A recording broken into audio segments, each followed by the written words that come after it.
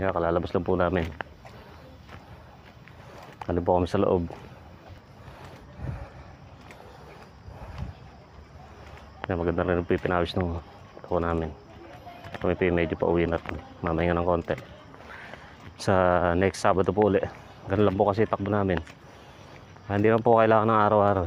Kung kayo medyo conforme po sa goal nyo, kung ano yung gusto nyo, kung kayo po mataba, kailangan nyo po araw-araw. Pero kung kayo pahit naman po, medyo kasarapan na po yung minsan sa isang linggo. O kaya 2 twice a week, pwede na po yun. Ganun po ang magja-jogging. Hindi po magja-jogging ka araw-araw. Wala ka namang magagawa. Kung wala ka naman talagang ginagawa sa buhay at kain tulog ka lang, pwede nga araw-araw. Kasi pagka rin mag-jogging, syempre maubos din lakas nyo eh. Kailangan nyo mong kumain ng mga protein ng pagkain. Kailangan alaga sa katawan. Meron din mo naman po kasi yung jogging ka ng jogging, ay kinakain may tuyo lang. Paano po, ano po pagkukunan ng lakas nyo nun? Kumbaga po sa cobra, inom ka ng cobra, kaya po maraming nadadali po sa cobra, sabihin cobra po yung masama eh.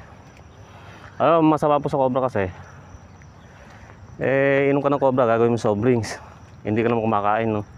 Ano paghuhugusan mo lakas kung wala ka naman kain? Ang cobra po kasi naglalabas po niya yung lakas mo. Kung wala naman pong panghuhugutan ng lakas, kaya nga sinabi energy drink eh. Hindi naman ko mo sinabi energy drink, lalakas ka pagka nakainom ka ng cobra. Hindi po ganun. Kailangan may pagbusog ka o may kinain ka. Ayun, pero kung walang laman tiyan mo, hindi ka lalakas. Manghihina ka lalo, laman sigmura mo. Ganun din po dito sa pagja-jogging, kailangan din po vitamins, pag-aalaga sa katawan. Hindi basta tumakbo ka lang. Ganun po ang ano. Follow nyo lang po ang aking page at marami pa po tayong matutunan, lansangan at marami pa tayong tutuklasin. Marami po tayong dapat tuklasin. God bless po guys.